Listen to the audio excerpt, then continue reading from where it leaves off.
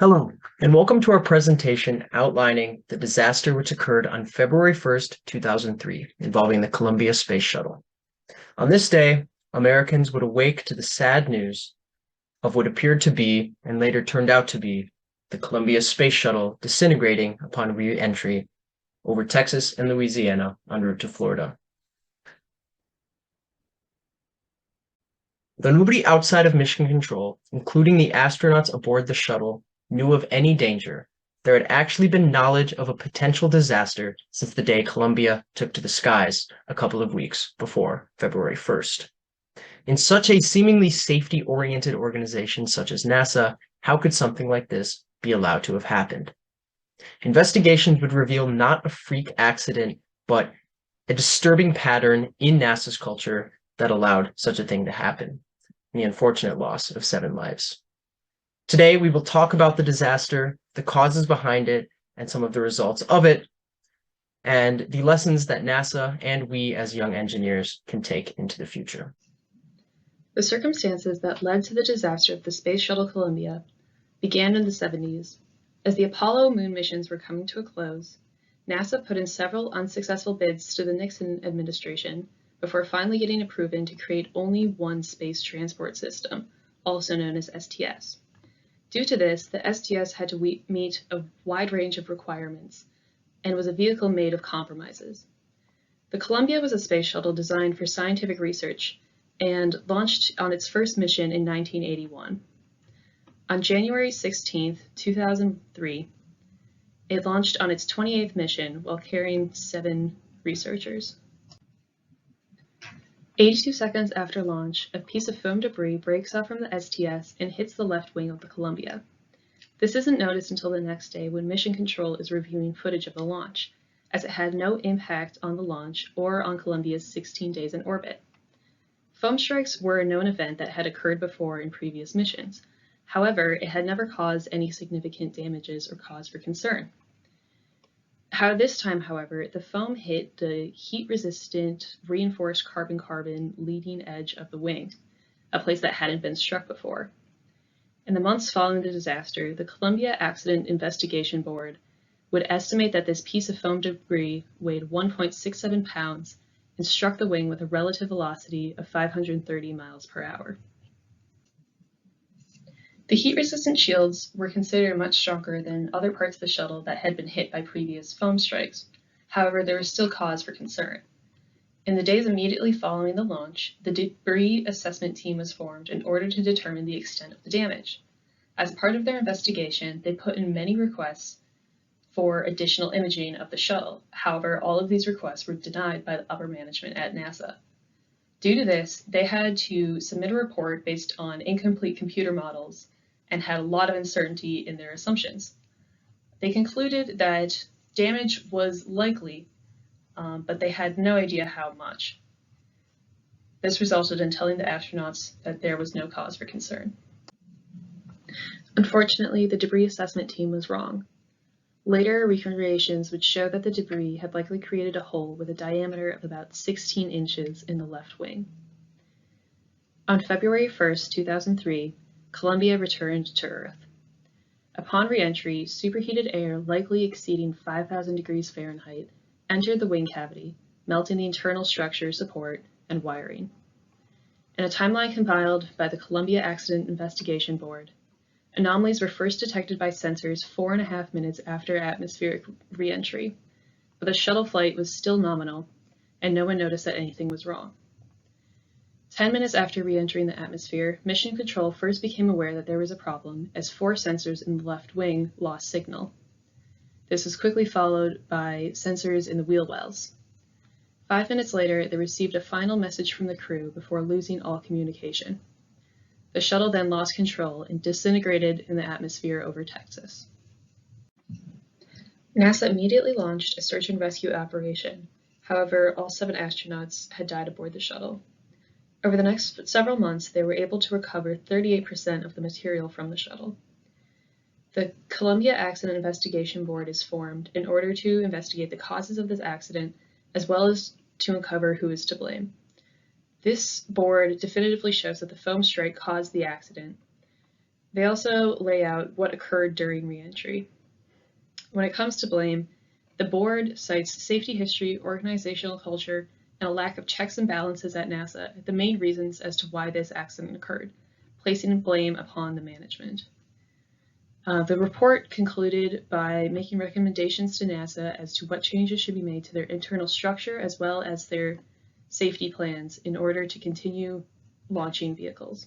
The Columbia had many problems, especially pertaining to the ethical issues of it.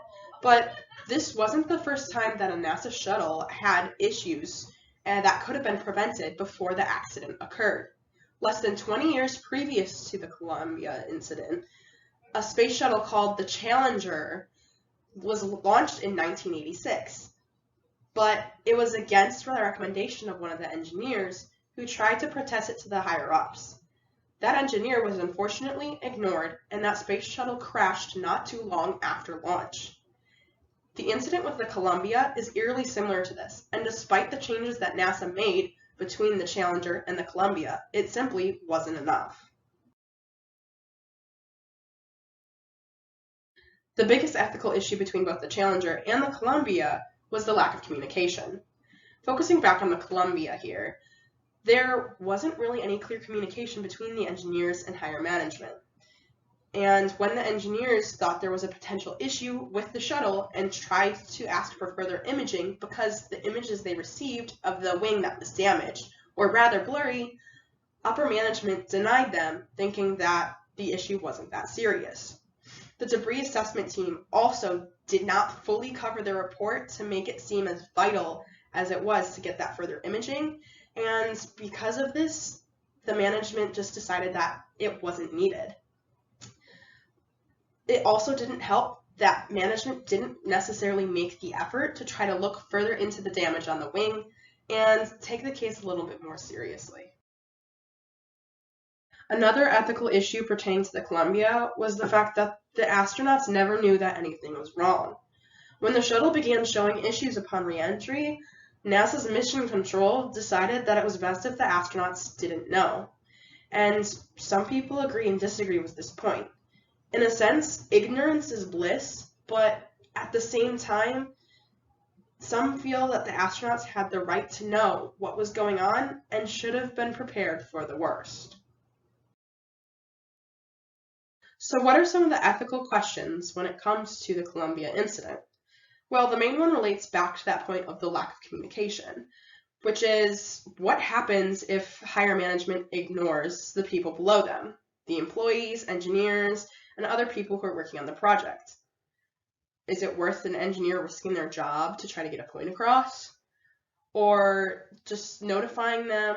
Would they keep being persistent? How would you handle that situation?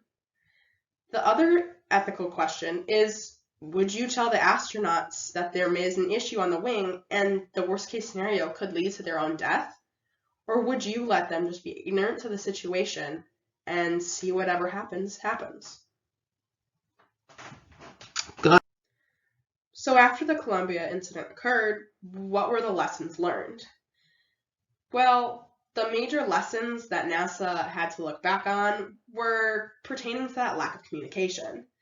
There shouldn't be such a big gap of communication between the higher-ups in management and the employees and engineers beneath them, especially when the engineers know when there may potentially be an issue wrong. It's important to address any sort of issue, no matter how small it may be, to ensure that any astronauts or people within the shuttle are not at risk during liftoff or re-entry, or at any point in general. This large gap of communication needed to be fixed, and over time NASA worked to make sure that no incident like this could ever happen again by building up an ethical code to ensure that management would listen to the right people when it came to making sure any spaceship was safe to fly. If a company or organization not following what was done from Columbia disaster, in economic terms, the market can know within minutes which company is responsible and calculate how much profit the disaster will cost the culprit in a matter of hours.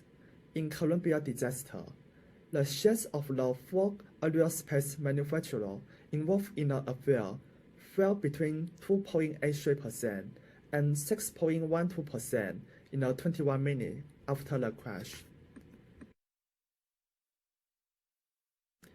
In terms of financial, if a company not following what was learned from Columbia disaster, it can lead to very large financial losses. For Columbia disaster, the investigation and cleanup cost $400 million. In addition to the investigation, the total cost of the accident included $2 billion worth of damage to the Columbia orbiter and more than $4 billion in shuttle operating costs that had to be borne while the fleet was grounded and unable to fly its mission. In terms of social and financial, if a company or organization not following what was learned from Columbia disaster, it will change the public and government trust for this project, which in turn will affect financial support. Columbia disaster caused the U.S. government and the public to gradually lose confidence in the space shuttle, and eventually prompt the U.S. government to resolve the return of space shuttle in 2011. Since then, the U.S. has begun to readjust, and for some reason, and hence had to rely on Russia's space flight. Picture shows that at the main entrance of the Space Center, people pay tribute to the astronaut who died because of the Columbia disaster. What if a company or organization not following what was learned from Columbia disaster? In the short term, it seems that the company can reduce some of the maintenance costs. However, if the accident happens again, industry will make less money in long term because there's not as much demand for order. This industry will also not have long-term prospect if the ethical issue will not follow. Lack of communication will result in decision makers not being able to take action to solve the problem immediately, even though the engineering team has previously identified it, which will ultimately lead to an accident again. If the company or organization did not follow the ethical lesson learned, company or organization will be suffer the most because both financial and reputation will be affected if the accident happens again. As you have seen, blame for the incident was ultimately placed on the culture at NASA. NASA was expected to do more with less as their budget was cut and they had to continue doing more missions in order to build the International Space Station. Foam strikes should have been investigated as a more serious hazard and not a run-of-the-mill event. According to the report by the Columbia Accident Investigation Board, quote, over the course of 22 years, foam strikes were normalized to the point where they were simply a maintenance issue, a concern that did not threaten a mission's success. The engineers could not imagine why anyone would want to fix something that could be fixed after landing. NASA had become conditioned by their success and truly didn't think anything bad could happen. Other key areas the report identified failures within NASA's bureaucracy and safety system include a lack of technological redundancy expected. Quote, years of workforce reductions and outsourcing have culled from NASA's workforce the layer of experience and hands-on systems knowledge that once provided a capacity for safety oversight. Safety and mission assurance personnel have been eliminated, careers in safety have lost prestige, and the program now decides how much safety and engineering oversight it itself needs. By applying what the report suggested to NASA into our own engineering careers, we may better make the right ethical decisions when the hard ones come our way.